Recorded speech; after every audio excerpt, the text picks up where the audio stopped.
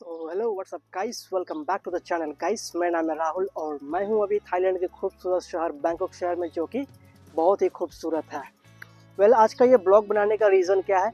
एक ब्लॉग बनाना है इसके लिए क्योंकि एक भाई का मैसेज आया था जो मेरे से पूछ रहे थे कि जैसे कि जिनका थाईलैंड में वो टूरिस्ट वीज़ा पे आए हैं और उनको जॉब मिल गया है, ठीक है।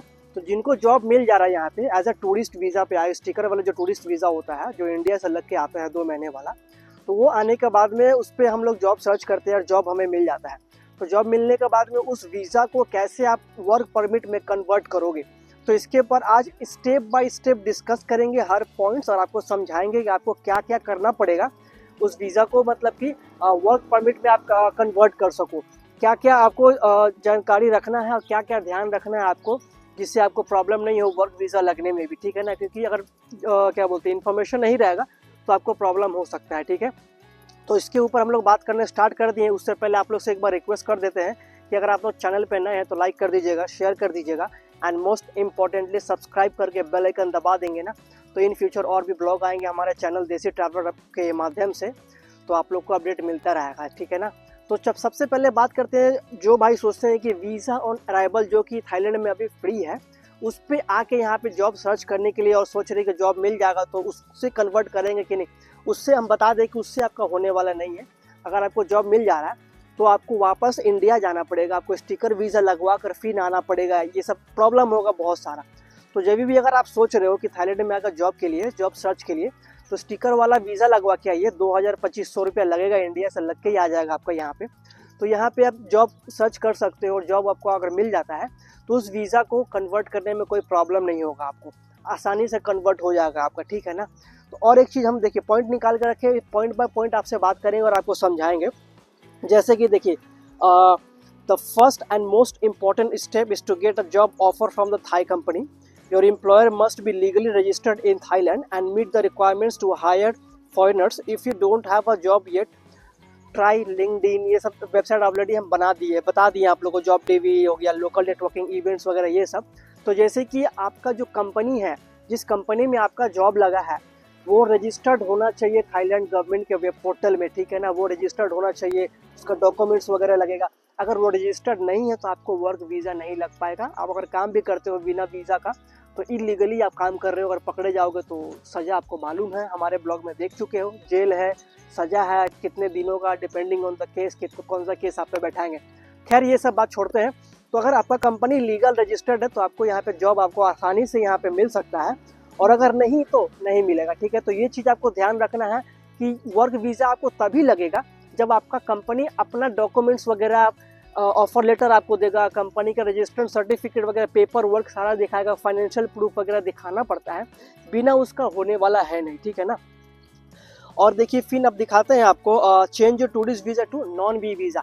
तो वर्क वीज़ा लगने से पहले आपको नॉन बी वीज़ा लेना पड़ता है, मतलब कि नॉन बी इमिग्रेंट वीज़ा होता है वो वाला। वो आपको मिलेगा 90 डेज़ का, आपको मिलेगा पहले। वो 90 डेज़ का आपको लगवाने के लिए वो कैसे लगेगा, थाईलैंड में भी लगता है, लेकिन थाईलैंड में आपको लगाने के लिए सोर्स लगेगा, सपोर्ट लगेगा, लॉयर लगेगा, पैसे लगेंगे ज़्यादा। उसमें लॉयर हायर करोगे अब तो लॉयर का ज़्यादा पैसा लगेगा, ठीक है ना। तो बहुत जन क्या करते हैं ना, दूसरे कंट्री चले जाते हैं। लाइक देखिए इसमें बताया गया है, लाइक लाओस, मलेशिया और Cambodia, non B visa apply करने के लिए वहाँ जाएंगे। वहाँ से आप लोग नॉन बी वीज़ा अप्लाई कर सकते हो दूसरे कंट्री से, पास में या बॉर्डर से आप क्रॉस कर सकते हो, या फिर आप फ्लाइट से जाके वहाँ पे उस कंट्री में 1 वीक या 2 वीक आप रह सकते हो अपने वीज़ा के लिए। फिर देखिए वहाँ पे नॉन बी वीज़ा के लिए आपको क्या क्या लगेगा। ये नॉन बी वीज़ा तभी अप्लाई करना जब आपका जॉब कंफर्म है, आपका कंपनी का डॉक्यूमेंट्स वगैरह सारा कुछ मिल गया है, ऑफर लेटर मिल गया है, सब कुछ आपको मिल गया है, ठीक है ना। देखिए इसमें बताया गया है जैसे कि रिक्वायरमेंट डॉक्यूमेंट्स आपको क्या क्या लगेगा। रिक्वायरमेंट डॉक्यूमेंट में आपका पासपोर्ट लगेगा, जॉब कॉन्ट्रैक्ट लगेगा, कितने दिन का कॉन्ट्रैक्ट है आपका, एम्प्लॉयर डॉक्यूमेंट्स लगेगा एंड वीज़ा एप्लीकेशन फॉर्म लगेगा, ठीक है ना। एम्प्लॉयर मतलब आपका डॉक्यूमेंट्स तो लगेगा ही लगेगा, कंपनी का डॉक्यूमेंट्स लगेगा आपका, ठीक है ना। और इसका फीस क्या लगेगा बहुत जन को मालूम नहीं होगा, जिनको मालूम है उनके लिए वेल एंड गुड है। जिनको अगर मालूम नहीं है तो इसका फीस अराउंड 2000 थाई बाट से लेकर 3000 थाई बाट तक इसका फी लगेगा। इसके अंदर मिड में ही लगेगा इसका फीस मलेशिया में, मतलब अराउंड 55 to 85 डॉलर फीस लगेगा इसका, ठीक है ना। और ये आपको विद इन 7 डेज आपको मिल जाएगा लगकर। नॉन इमिग्रेंट बी वीज़ा हो गया, नॉन बी वीज़ा 7 डेज के अंदर मिल जाएगा आपको। उसके बाद आपको वो वीज़ा लेके चुपचाप एकदम थाईलैंड आ जाना है। थाईलैंड आ गए आप। अब यहाँ आने के बाद में change visa inside Thailand, some immigrant officers allow you to convert your tourist visa to non immigrant visa, ये तो आपको बताए हैं। Approval in case by case and required strong employment support, cost 2000 Thai baht. जैसे कि आपको non immigrant अगर Thailand में लगता है रिसोर्ट्स वगैरह लगाने के बाद में, उसमें फीस सिर्फ 2000 बाट है। अगर लॉयर वगैरह हायर करोगे, यहाँ वहाँ से लगाओगे तो 15-20 हज़ार बाट भी ठेक सकता है, लग सकता है आपका, ठीक है ना। तो बेस्ट वे है क्या, दूसरे कंट्री में जाए, जो कंट्री का नाम बताया वहाँ जाके वहाँ से आप लोग ये वीज़ा लगवा सकते हो, तो आपके लिए वेल एंड गुड है। घूमने का घुमाई भी हो जाएगा और सब भी हो जाएगा। फ्लाइट से अगर नहीं आप जा सकते हो तो बाय रोड जा सकते हो। फ्लाइट से भी यहाँ से जाओगे तो ज़्यादा महंगा नहीं है, 2000 बाट जाने का फेयर है, 2000 बाट आने का फेयर है मलेशिया वगैरह, तो ज़्यादा महंगा नहीं है जाना, तो आपके लिए ये वर्थ इट है वहाँ जाकर रहना, ठीक है ना।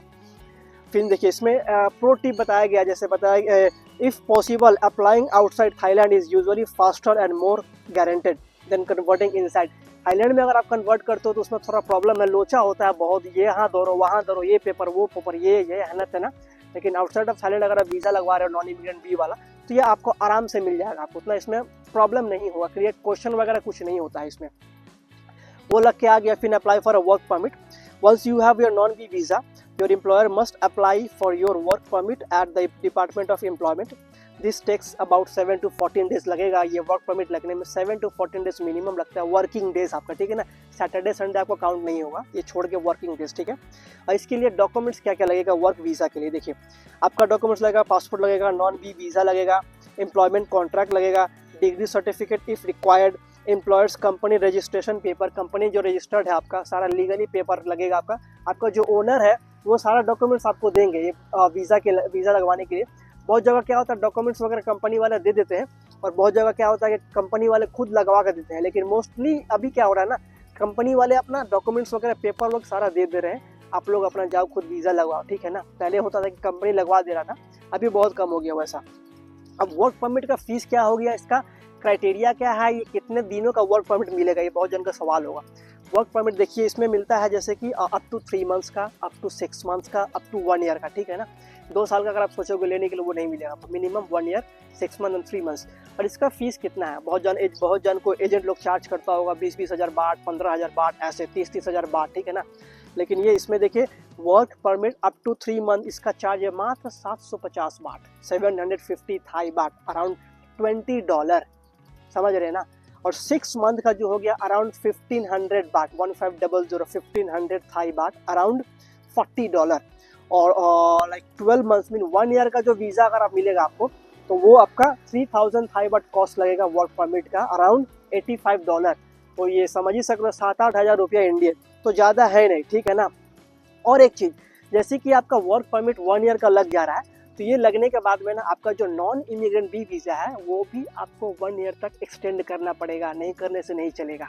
तो वो एक्सटेंड करने के लिए आपको फिर इमिग्रेशन जाना पड़ेगा, जिसके लिए आपका कंपनी का डॉक्यूमेंट्स लगेगा ही। 3 मंथ वीज़ा जो है नॉन इमिग्रेंट वाला वो एक्सटेंड हो जाता है 1 ईयर का।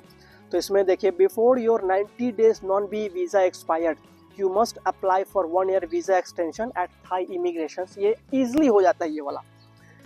वीज़ा एक्सटेंशन फी है 1900 बाट है, 1900 थाई बाट, अराउंड $52। और your employer will need to provide company financial records for approval, वो तो लगेगा ही, एम्प्लॉयर आपका लगेगा ही जो कंपनी वाले हैं। और उसके बाद देखिए ये आपका एक बार लग गया आपका अप्रूवल, तो ये बहुत बढ़िया है। इसमें क्या बोलते हैं, और एक चीज़ आपके साथ में शेयर करेंगे, बहुत जन को वीज़ा वगैरह लग जाता है, तो लगने के बाद क्या करते हैं वो लोग सोचते हैं कि इंडिया चले जाते हैं, फिर इंडिया से आएंगे, तो इंडिया में कुछ काम हो जाता है उनका, तो काम के लिए वो जाते हैं 2-4 दिन के लिए। लेकिन ऐसे अगर आप करते हो, अगर बिना कुछ यहाँ किए इमिग्रेशन में चले जा रहे हो, अब वहाँ से जब वापस आओगे तो वो वीज़ा का वैलिड नहीं रहेगा।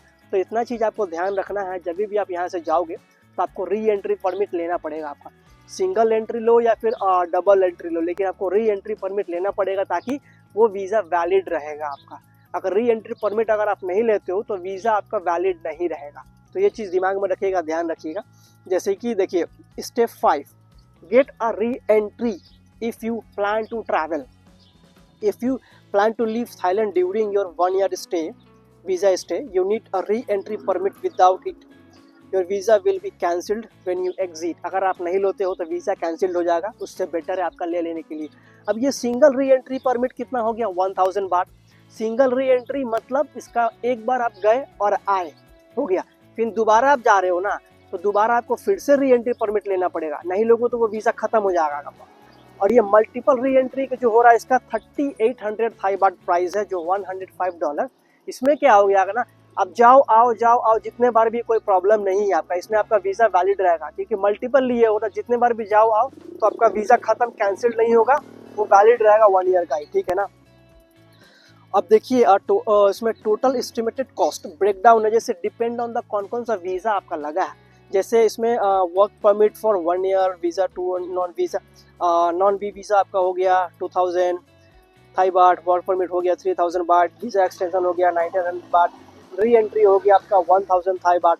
तो ये depending on the visa cost हो गया आपका टोटल 1 ईयर का 6900 थाई बाट, 7000 बाट आप पकड़ के चलो, अराउंड 17-18 हज़ार रुपया 1 ईयर का आपका वीज़ा का लगेगा, अगर आप सिंगल एंट्री लेते हो तो, ठीक है ना। री एंट्री में एंड ये नॉन इमिग्रेंट वीज़ा का हो गया, वर्क परमिट 1 ईयर का जैसे बोले, वीज़ा एक्सटेंशन 1 ईयर का बोले, ठीक है, इसका ये लगेगा। और अगर वीज़ा टाइप, तो इसमें क्या होता है ना, बहुत जन को ना पता नहीं होता है, तो जो भाई लोग को पता नहीं होता तो वो लोग एजेंट या लॉयर के चक्कर में पड़ते हैं। लॉयर जिनको कुछ नॉलेज यहाँ नहीं है तो लॉयर के थ्रू करवाएंगे, जिनके पास में टाइम वगैरह नहीं है, जिनको कुछ समझ में नहीं आ रहा, वो क्या करेंगे, लॉयर को दे देंगे सारे कुछ काम करने के लिए, नॉन इमिग्रेंट वीज़ा लगवाने के लिए, वर्क वीज़ा लगवाने के लिए, पेपर वर्क कंपनी से लेकर लॉयर को दे देंगे। लॉयर का एक अपना फीस होता है, तो लॉयर भी बैठा है अपना काम करने ही, तो लॉयर आपका वीज़ा जब लगवा कर देगा तो वो आपसे पैसा लेगा अराउंड 10,000 बाट प्लस, 15,000 बाट, 20,000 बाट, depending on the experience of the lawyer, कितना सॉलिड है, कितना वो नॉलेजेबल है, ये सब डिपेंड करता है। तो ये हो गया। अगर आप खुद से लगवाना चाहते हो, कंपनी सारा पेपर आपको प्रोवाइड कर रहा है, तो हम क्यों लॉयर के पास में जाएं, हमको सारा पेपर लेकर ऑफिस, इमिग्रेशन ऑफिस मेरे को जाना है, वीज़ा लगवा लेना है, मेरे को यही तो करना है, और क्या करना है। तो बिना मतलब का हम एक्स्ट्रा 15-20 हज़ार बाट क्यों लॉयर को पे करें, ऊपर से 7,000 बाट टोटल वीज़ा का जो कॉस्टिंग आएगा वो देना पड़ेगा मेरे को, तो ये एक्स्ट्रा खर्चा हो जाएगा। तो ये एक्स्ट्रा खर्चा से बचने के लिए सबसे बेटर ये ब्लॉग आप देख लो बिना स्किप किए, स्टेप बाय स्टेप सारा कुछ आपको बताए हैं, तो आपके लिए बेटर रहेगा कैसे वर्क वीज़ा लगाना है, how you can convert your tourist visa to work permit. Easy way है, not a hard way. If you have a proper and legal documents तो it is very easy for you all. अगर आपके पास में documents नहीं है तो ये बहुत हार्ड है। हार्ड है क्या मतलब, आपका लगेगा ही नहीं, ठीक है ना। तो ये एक क्या बोलते हैं, इन्फॉर्मेशन और अपडेट आप लोग को देना था, जो भाई पूछ रहे थे कि how we can convert our tourist visa to work permit. तो ये प्रोसेस है वर्क परमिट, आपको कैसे आना है, कौन से वीज़ा से आना है, टूरिस्ट वीज़ा लेकर आना है, अराइवल पे नहीं आना है, फ़ी कितना कितना लगेगा, कैसे कैसे जाना है, कहाँ जाना है, मलेशिया, लाओस, कंबोडिया, इन सब कंट्री पे आप जाके, ये मतलब कि थाईलैंड से सामने ही है, लैंड बॉर्डर शेयरिंग होता है, बाय बस भी आप जा सकते हो थाईलैंड से, बहुत ही सस्ता है, 1000 से 1200 बाट लगेगा जाने का, और आने का 1000 से 1200 बाट, 2400 बाट जाने आने का लगेगा, ठीक है। तो बाय लैंड बॉर्डर या बाय फ्लाइट आप जाकर वहाँ से वीज़ा नॉन भी लेकर आके यहाँ पे वर्क वीज़ा आप लगवा सकते हो। तो यही है प्रोसेस, ठीक है ना, how you can convert your visa to work permit. तो ये ब्लॉग आपको कैसा लगा मेरे को एक बार बता दीजिएगा, अपना ओपिनियन कमेंट कीजिएगा, कैसा ब्लॉग आपको चाहिए और किसके ऊपर, किस टॉपिक के ऊपर आपको ब्लॉग चाहिए। और भी बहुत सारे ब्लॉग हम बना चुके हैं रिगार्डिंग इन्फॉर्मेशन अबाउट थाईलैंड। अगर आपको कोई भी क्वेरी हो कमेंट कर दीजिएगा या फिर इंस्टा पर मैसेज कीजिएगा, दोनों के माध्यम से आपको हम जवाब दे देंगे। हाय हेलो कीजिएगा तो हम मतलब समझ नहीं पाएंगे आप सिर्फ चिट चैट करने के लिए आए हो या फिर आपका नीड जो है उसके लिए आए हो, ठीक है ना। तो चलिए अब हम आपसे अलविदा लेते हैं और आपसे मिलते हैं अगले ब्लॉग में। तब तक के लिए आप लोगों को पता है ना क्या, अपना ख्याल रखिए और स्टे देसी।